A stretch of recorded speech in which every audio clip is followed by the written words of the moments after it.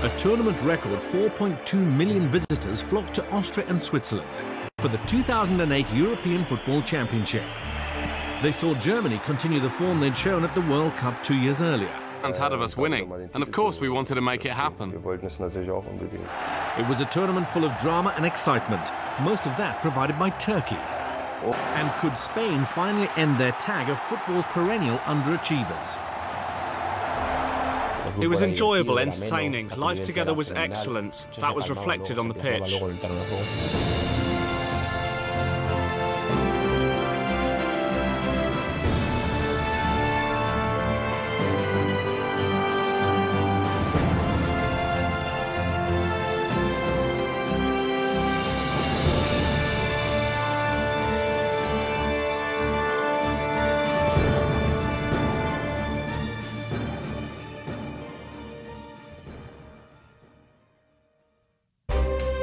The tournament had joint hosts for only the second time, Austria and Switzerland.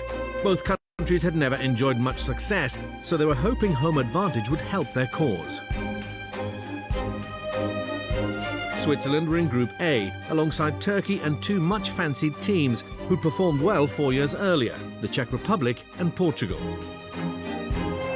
The Swiss had appeared at the tournament only twice before, in 1996 and 2004. On both occasions, they failed to get past the first round and met the Czech Republic in the tournament's opening game.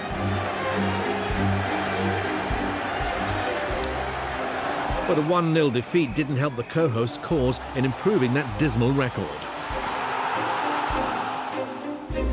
Turkey were coached by Fatih Terim and were quarter-finalists in 2000, but they arrived at Euro 2008 as complete outsiders. It's very important to begin well in that type of tournament. We knew that if we played well, we could beat anyone, and all of our pre-match preparations were based on this. In their opening game, they faced Portugal. The Portuguese, as hosts, had finished runners-up in 2004. They were highly fancied to do well, especially with Cristiano Ronaldo having enjoyed a spectacular 42-goal season with his club Manchester United, which culminated in them winning the Champions League. And they got off to a good start by beating Turkey 2-0.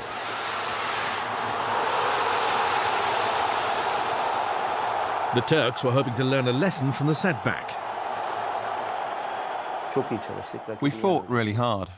We created pressure, but I believe we showed some inexperience in that opening game. We didn't do ourselves justice. We weren't able to carry out our coach's instructions onto the pitch, and we began badly by losing 2-0.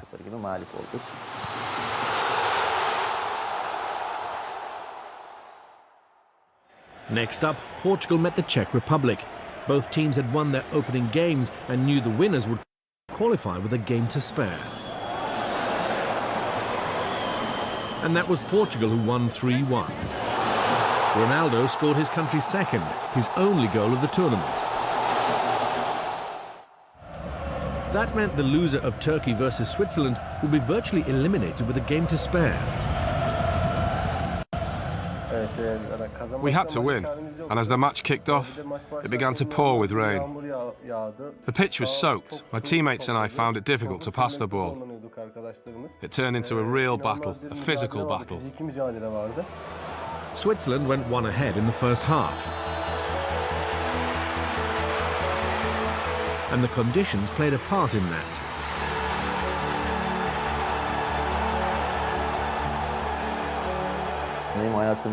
I've never seen it rain as heavily as it did that day.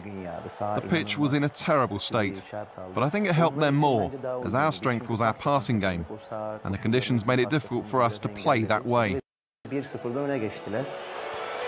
But in the second half, Semih Şentürk brought the Turks level. With 4 minutes of injury time added, a draw was looking likely. But Arda Turan had other ideas. Not giving up until the final whistle blows is what we're best known for. And that day, we said, we're going to go far. If we manage to turn this around, we can turn any match around. The dramatic victory meant qualification was in Turkey's own hands. As for the co-hosts, 2 consecutive defeats saw them eliminated. Once again, they'd failed to progress past the first round. Portugal had qualified with a game to spare, and going into the final games, the winner of Turkey versus the Czech Republic would join them in the quarter-finals. But both countries' points, goal difference and goals for and against were identical. A draw would mean a penalty shootout between the two after 90 minutes. Our confidence was high after beating Switzerland, and of course it was much easier to play like that. We were more relaxed. We now knew what it meant to play in a tournament. It was another final. It was like we were always playing finals. And it appeared the Czechs were easing through when they went 2 up early in the second half.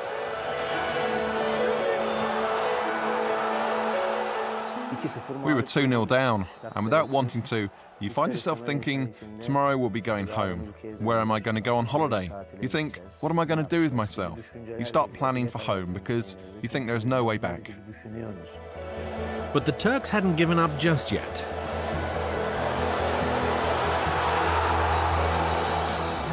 We weren't out of it. Arda pulled one back for us and we became even more motivated. Then a moment to forget for Czech goalkeeper Petr Cech. I've never scored a goal like it in my life. The world's best goalkeeper made a mistake and dropped the ball right in front of me. That day, luck favoured me. 2-2, with just 3 minutes remaining. No one in the world was expecting it, but that's the beauty of football. Anything can happen. That meant if the score stayed the same, a first ever penalty shootout to decide progression from a group stage of any tournament would take place.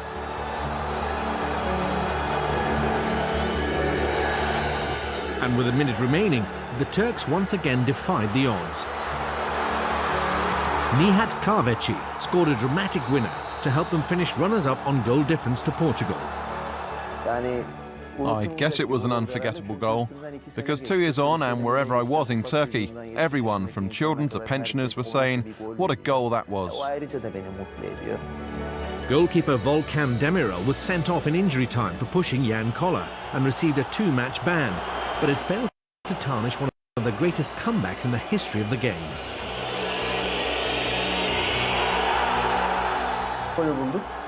It was unbelievable, the sense of satisfaction. Because to be able to turn a 2-0 deficit around by scoring 3 goals in the last 15 minutes against a great team like the Czech Republic is a very big ask. We were delighted to have been able to do it.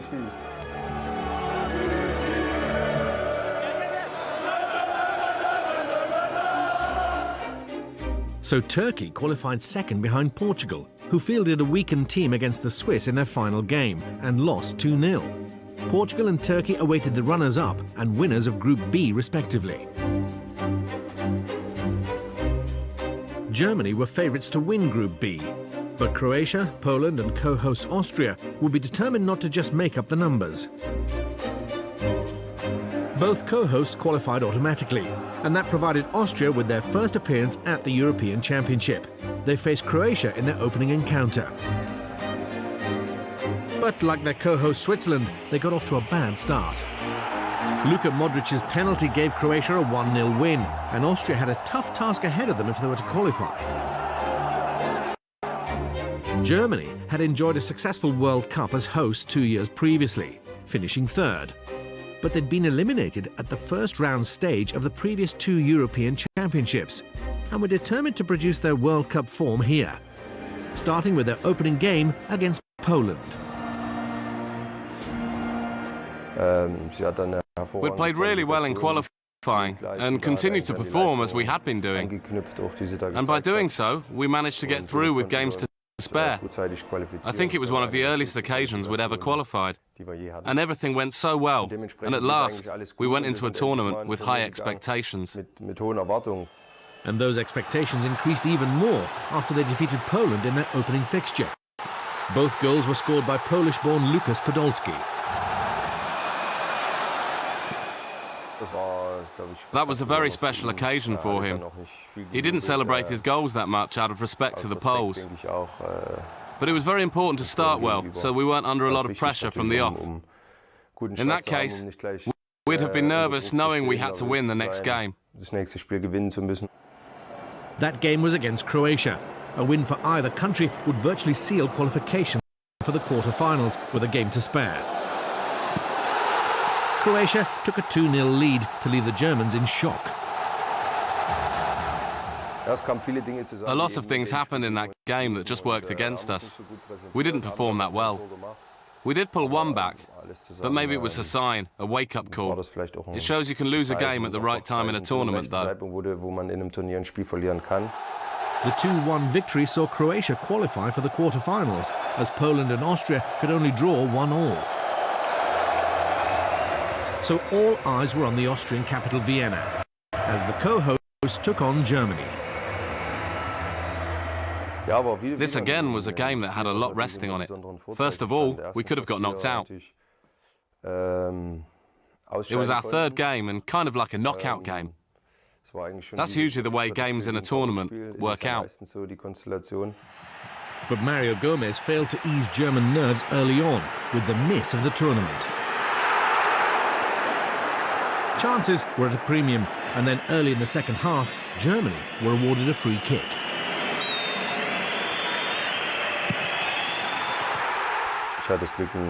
I was lucky enough to score direct from a free kick. It was a dream goal. It was quite a way out, and from there, it was difficult to bend the ball around or over the wall. And so, when I laid the ball down, the only option I had was to hit it full on and very hard. I realised straight away that when I'd struck the ball, I'd hit it pretty well. Croatia finished top of the group thanks to this 1-0 win over Poland in their final match, which meant they qualified with a 100% record. So Croatia finished top, while Germany's narrow win over Austria ensured they qualified in second. Austria's elimination meant both co-hosts were out. Italy went into Euro 2008 as World Cup holders. They'd won the trophy for the fourth time 2 years earlier, when they defeated France in the final on penalties. The expectations for Euro 2008 were high, even though we realised we had a lot to lose, to be honest. When you've just won the World Cup, you're the team everyone else wants to beat. But we had great potential. Group C was labelled the tournament's group of death, with Italy alongside two-time winners France, 1988 champions the Netherlands, and Romania. On the eve of Euro 2008, Italy suffered a big blow when captain Fabio Cannavaro was ruled out for the whole tournament due to an ankle injury picked up in training. And things got worse for the World Cup holders in their opening game against the Netherlands. They were 2-0 down at half-time.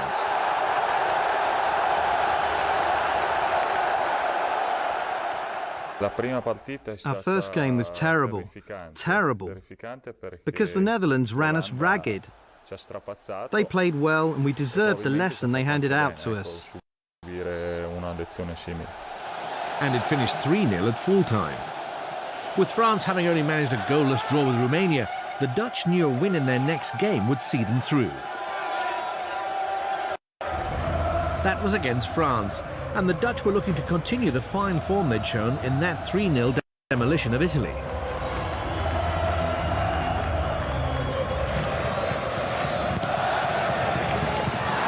And they did that and more. The French had no answer to the Netherlands' free-flowing football. The Dutch ran out 4-1 winners, which guaranteed them first place in the group, with a game to spare after Italy and Romania drew 1-1.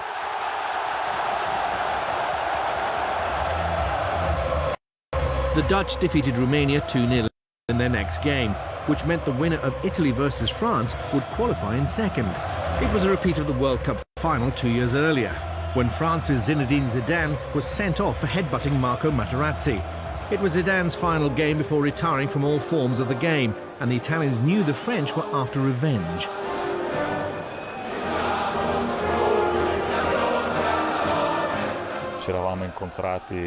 We'd met several times already, so it wasn't just another game. And I think that for them, playing us again made it special, especially as it gave them a chance to avenge the defeat they suffered against us in the World Cup final. In the first half, Eric Abidal was adjudged to have upended Luca Toni in the penalty area. The resulting red card left France with 10 men. Andrea Pirlo converted the penalty and Italy went on to win 2-0. That win was very special for us, that's for sure. First of all, qualification from the group was resting on it. We were also playing against France, a country that, up to 2008, had been our #1 arch-rivals. So the Netherlands won the group with a 100% record. Italy qualified in second with just 4 points, while the French returned home in embarrassment with just 1 point. In 2004, Greece created one of football's most unlikely fairy tales. Complete outsiders when the tournament began, they continually confounded their critics to win the first major trophy in Greek football history, when they defeated the host Portugal 1-0 in the final.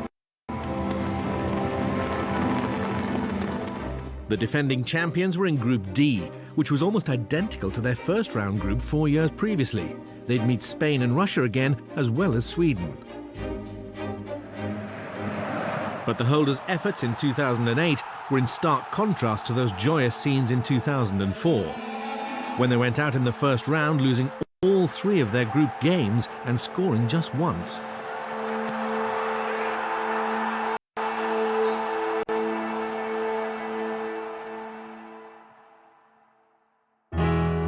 Spain's only major title came in this competition in 1964, when as hosts they defeated the USSR 2-1 in the final. Ever since, though, the Spaniards had gained a reputation as being the underachievers of international football. After so much success at club level over the years, the national team had always promised so much without delivering. It was a worry, no doubt about it. My backroom staff and I had to work very hard so that the ghosts of the past that were in the minds of the players disappeared completely. I think all the psychological work and efforts to get them right mentally helped them to forget everything that had been said, and that was extremely important. Spain arrived in Innsbruck, keen to make up for first-round elimination 4 years before. But Luis Aragonés's controversial refusal to pick Real Madrid forward Raúl, the national team's all-time leading scorer at the time, coupled with a poor start to qualification, made things difficult for him. In the end, we won our group, but during qualifying, I remember that we had a few setbacks. We lost to Northern Ireland and then to Sweden, both away, and things were very tense with regards to the coach's position. What's more, he left out Raúl, an idol in Spain. They were difficult times for the country, for everyone in fact. I understood, heard and accepted all the advice that was directed at me, and I was aware of all the criticism that people were directing at me. But my greatest concern was for the players. With that in mind, I helped the players to see that it was really important to listen to the criticism and deal with it in the best way possible. Just like in Portugal 4 years previously, Spain faced Russia in their opening game. Both teams were looking to improve on first-round elimination last time out.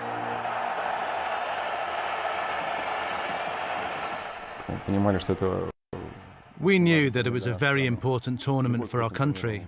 20 years had gone by since we'd got further than the group stage at a major tournament. And Russia's cause wasn't helped by the absence of FC Zenit St. Petersburg's Andrei Arshavin. He'd been sent off in his country's final qualifier away to Andorra and was banned from the opening 2 encounters at Euro 2008.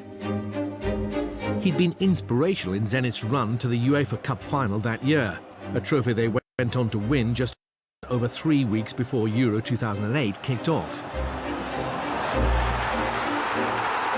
They defeated Rangers FC of Scotland 2-0 in the final to become only the second Russian club to win the title.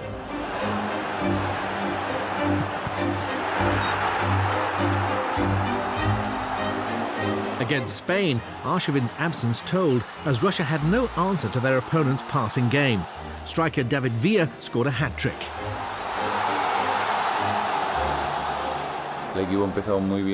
The team got off to a great start, and I think that Villa, who we call El Guaje, had an excellent match. I think his understanding with Torres was spectacular. That made us believe that we posed a danger up front, because we knew where the goal was, and that we could make an impression in the European Championship. The game eventually finished 4-1. A day to forget for the Russians. That evening, Spain was so much better than us. Of course, it was a good result for them, but catastrophic for us. And it's quite possible that nobody believed in us after that game. Most thought we wouldn't do anything in the tournament after that. Spain's second game was against Sweden. Both countries had qualified for Euro 2008 from the same group. Spain got off to a good start.